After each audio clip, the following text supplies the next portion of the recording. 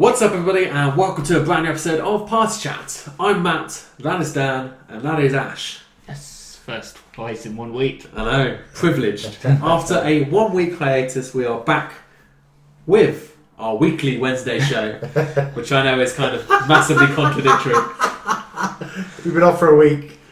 But it's a week. We are back with our sporadically appearing Nah, weekly show. We're on more than we're not. Just Yeah. sometimes we have busy weeks and we forget to think about a conversation we're going to have. Yeah, we do. Or So- there's just nothing that comes up worth talking about. There's always something worth talking about. And even if not, we could just make up. We could always do a non-gaming related thing for 15 minutes. Yeah, we could. But we don't want to. This is our weekly show where we do get together every Wednesday and talk for about 10-15 minutes about a particular video game topic. It can be lists of favourite games or upcoming games, or it can be maybe something more newsworthy, where recently we talked about the Video Game Hall of Fame. But this week we're going to be talking about what it now means to be able to buy video games and how that there's no such thing as just buying a video game anymore. There are season passes, there are collector's editions, there are pre-order bonuses. There is probably more than I'm not thinking about right now. So, Yeah. first question. We'll get it out of the way first because I feel this is the most sour of the three. Pre-order bonuses. Now, what would you have to get as a pre-order bonus to make you go from not wanting a game to wanting a game?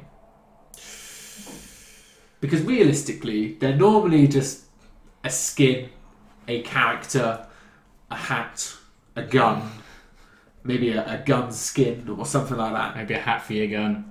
Maybe. The internet loves hats in games at the moment. Yeah. It's amazing. So, yeah, I mean, do you think, because there was that big thing, remember with the Deus Ex about the big pre-orders, like if so many of you pre-order, then you'll get this skin. If so many more do it, then you'll actually get this character going, and then if enough of you pre-order it, we're going to release the game early. They basically tiered it. And then no one pre-ordered it, so they delayed the game for 6 months. Yeah. There was probably a step in between there. So no, I mean, I understand from a business point of view that pre-orders are important. Yeah. But do you really think that they work, pre-order bonuses? Nah. Like you asked me before we started filming, and it's like I couldn't think of any game that I was on the fence about, and then went, oh, if I order it, I'll get this. And then I can't think of because that working. you're buying the game for the game. You're That's not it. buying it for a skin or for a gun or for anything else. You're buying the game for the game. So whether you pre-order it or not, I don't think it makes a lot of difference. I mean, I think around this table, a lot of us do place a lot of pre-orders. But that's just through planning, and just knowing what's coming out and knowing that you don't have to worry about, going in and it being... I pre-ordered Mass Effect Andromeda about 2 years ago. While it was still just Mass Effect Untitled. Yeah, I was like, I know I'm going to want that game. exactly. And obviously with like the Amazon price promises, you hope that maybe there'll be like a slight glitch and they'll put it down to 30 quid or 20 quid on it. Or pound or something ridiculous if they're having a really bad day, yeah. So I think the closest thing we get that people probably maybe pre-order a game on is for access to like a closed beta. I think that's probably... But I don't think you're getting more people who pre-order a game. It's like, well, I was going to buy it anyway. I'll just pre-order it so I can then play the beta. Because I'm so excited for this game. I want to play any iteration I can early. Yeah. In fact, it's almost a dangerous thing to do that. To offer the beta. Because I cancelled Battlefield Hardline. Because I was like... I played the beta and I was like... it's fun, but I'm not going to sink a lot of time into this. Yeah. Cancel. Yeah. The only reason I played in the beta was the reason I got that. It's because you got the access. And that's true. That is That is a very good point, yeah. And I'm sure they must analyse those numbers and must realise whether or not it's risk. But with that in mind, pre-order bonuses I personally think need to go away. But I understand the point of them. So let's move on to now the post. Actually, no, let's go. Now you've got your pre-order. Yeah. Are you going to pre-order just the normal game? Or are you going to get the special edition, or the limited edition, or the collector's edition, or the super extra awesome edition? So, as you can see, I do have the Batman. Matt May. I have the Batman one. Have I caved like at least once. I like a lot of them. I wanted the Halo one.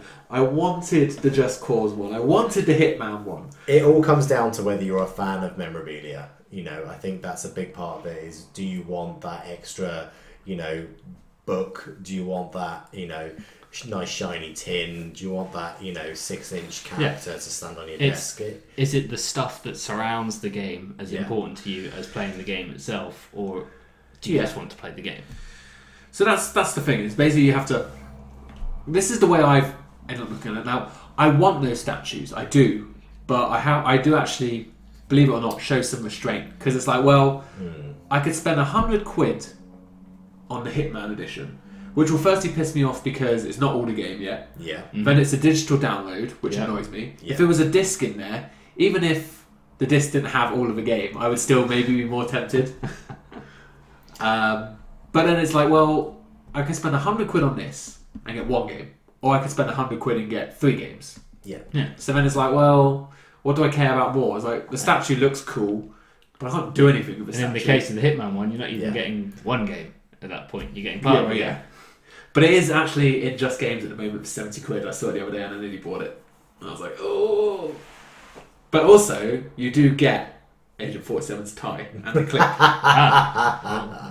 So like, you know, I was going to put that on, shave my head, wear my black suit, and just go to work with my silencer, gun, and just be like, right, no one annoy me.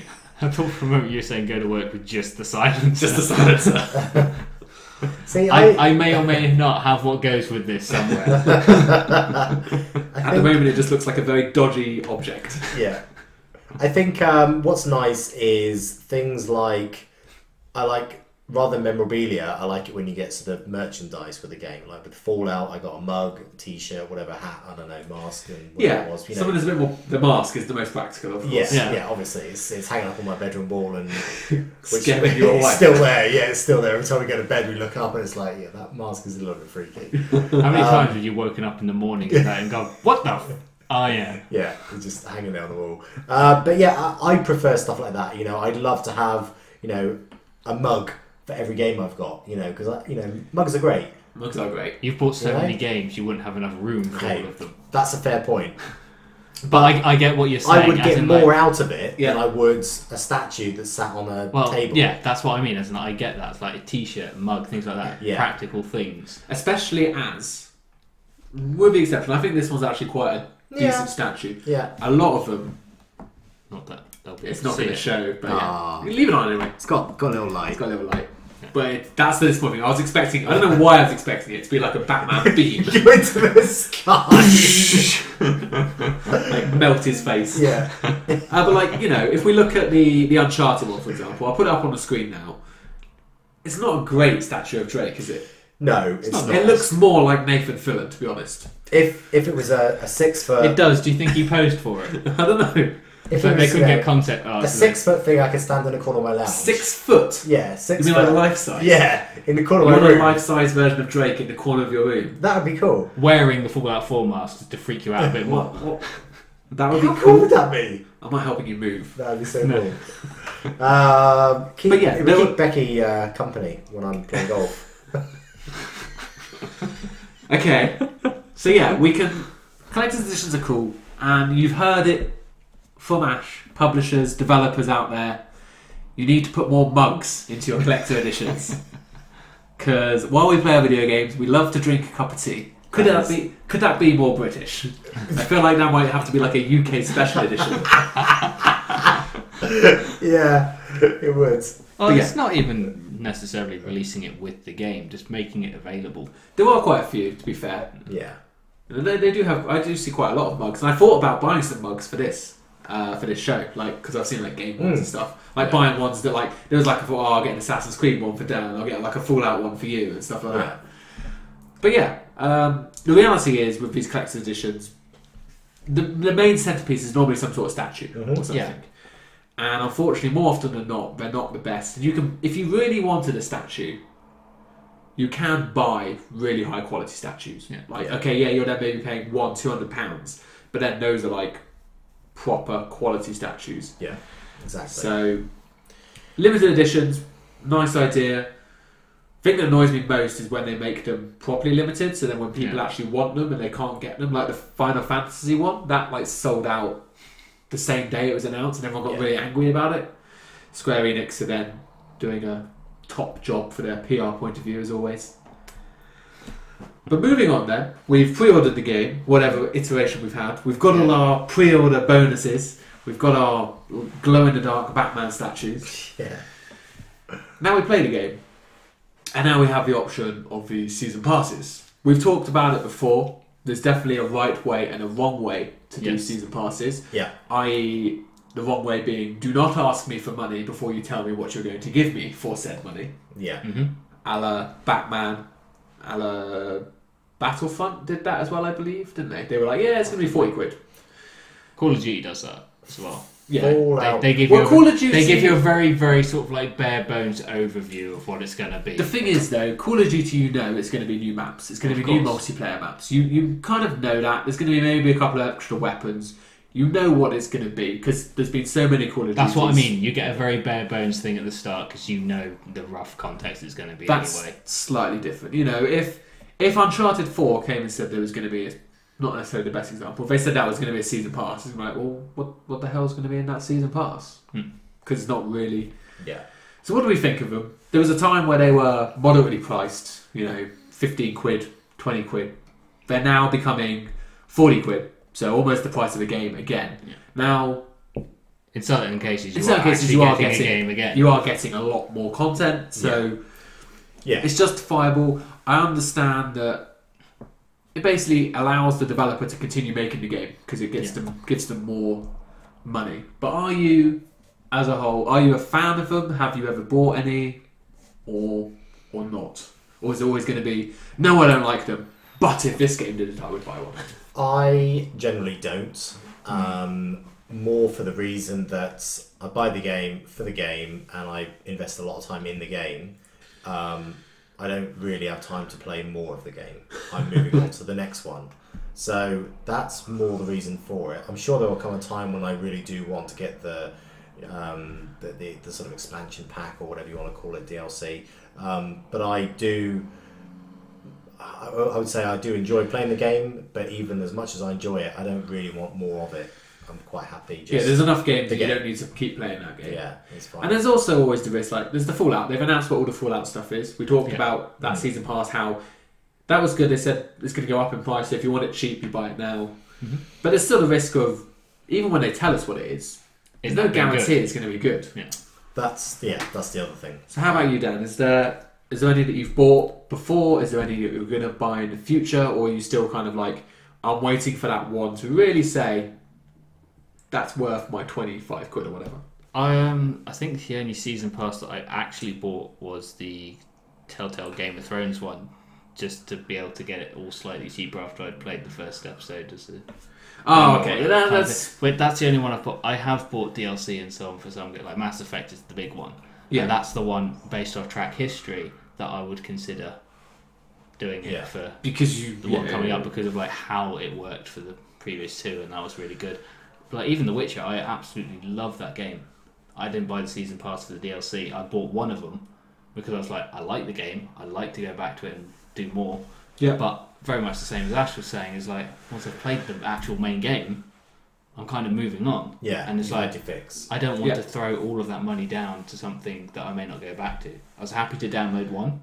And like, when I get to it, I'll get to it. And then if I feel I want the next one, I'll get the next one when I want to get it, and I'll just suffer the consequence of a few quid. If it ends up costing a little bit more, then one thing I think that's the best way to do it, personally. In terms of additional content, one thing that I have done once or twice is where you can get like a funny outfit for a character, a skin, and it's like £1 or £2. Yeah. Or you can get a good car in Forza, for a couple of quid. Stuff like that. I'll do that occasionally, very occasionally. Yeah. Well, that's about my limit. That's fair enough. I think I've never bought, with the exception again, I suppose you talked about the Telltale. Life of Strange, I bought the season pass up front. But I don't really consider that season pass because that's the core game anyway. It's not additional content onto the game. That's the episodes. But I see what you mean. I bought all the episodes before all the episodes were out. Yeah. But I bought mine after all the episodes were out, but the only reason I did it was because I knew I was buying all of them, so it was slightly cheaper, so it made sense. Yeah, I think it was like, for me it worked out like 15 quid rather than 18 quid or something. Yeah. But yeah, I knew once I played the first episode, I knew I was going to want to play all of it. It's like, I want to finish this story, I don't want it unfinished. It is a story from A to B. There's no point getting... It's not standalone, there's no point getting just a little bit of it. Well, yes. But you only buy that after you played the first episode, kind of thing, because you want to make sure it's something you actually want to play. There will always be an exception in the future, though. I'm sure. If they'd released a season pass for GTA 5 with single player DLC, I would have probably. If they said there was going to be like 2 expansions, this and this, they're going to be 20 quid each, or you can buy a season pass for 35 quid or something. I would have probably gone, I'll just buy it that way because I know I'm going to want to play them. And the thing is with GTA is that the ones they brought out in the past with the Ballad of Gay Tony and things like that, Lost the Bound, they were good. They've been good, and they've got a good reputation. Again, it's track record. Yes. Yeah. I might buy the Division ones, but I don't think I'm going to buy the season pass. I think I'll see whether I'm the same as you. I would rather pay an extra 5 quid and know I'm going to like all of them, rather than being like. They're always like, for 40 quid you can get 60 quid's worth of content. It's like, well, that's great, but what if I don't like 30 quid of that content? Yeah. Then I'm paying 40 quid for 30 quid of stuff that I actually like. So, remember, you don't always have to buy the season passes. There are multiple ways of getting this content. With the Division ones, it's like, what exactly is it going to be? Because like they're doing it, those actual downloadable things are going to be new seasons, so you're not always stuck in winter and things like that. Yeah. It's like, well, when you get there, is that going to be the equivalent of you unlocking just one extra little zone of territory for you to do, like maybe one story mission, a few side missions, and all of that stuff? Or does it mean we're actually going to go north? I hope there's going to be like a Central Park or something. I think that would be really cool. Probably Brooklyn. Maybe we'll go back to Brooklyn because the intro's in Brooklyn. Yeah, so. That's what I mean. Are we getting a big area, or are we just getting one little tiny section? Yeah. I don't know. And that's what I want to wait and see. Yeah, I'm the same. But there we go. That's a few of our thoughts on. I don't think there's anything else is there in terms of.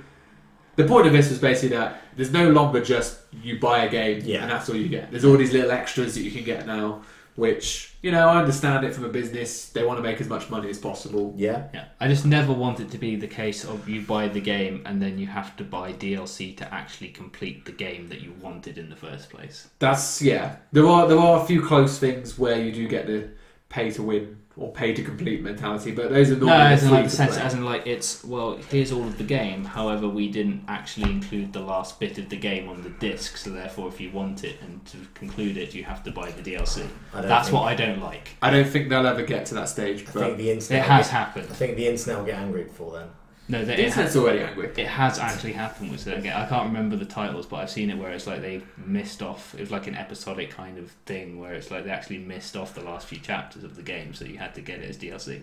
Otherwise, the ending didn't make sense. It will happen. We've all seen that kind of picture online where it used to be like a burger, a nice burger with the roll and the meat and the cheese and the bacon and the lettuce, and that was like games in my day. Games nowadays, so it's like the game is like the meat, and then the bun is like the downloadable content, the lettuce is the pre-order bonus, and the cheese is like the season pass or something like that.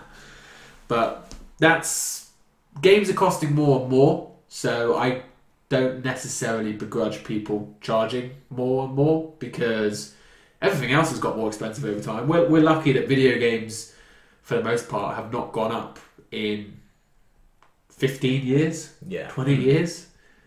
I mean, it was only this last gen that they went up. But this is how it's always been. It always used to start at like 40 quid a game, and then they would come down and be like 30 quid by the end of the generation. Oh, yeah, well, the thing is, as the technology improves, it costs more to make the game in the first instance. Yeah. So, I don't know. It's like, or you can either have the slightly more expensive game that looks better, or you can stick with your 8-bit kind of thing back from the Sega days that costs that literally can be made using someone's smartphone in terms of computing power. I found a game from I think it was a Sega Mega Drive that I got bought, and it still had the price on it. Now it was very, very faded, obviously. Yeah. But you could work out like that it was like $37.99 or something. So it's like If a game was that much 20 years ago, we're quite lucky that they haven't gone up. Yeah. Everything else is more expensive nowadays, so quit your whining, save your pennies, and enjoy. Yes. Positive message to end the show. Absolutely. Always positive. If a game is good, I would pay. I would happily pay whatever they charge as long as it's good. Within reason. Yeah. That's the final question, then, before we leave. Most games now are 40 quid. If Uncharted 4, Ash, they said the story is going to be the same quality, but it's going to be twice as long as any other Uncharted. But it's going to cost you 80 quid. Would you buy it? I'd buy it for 200.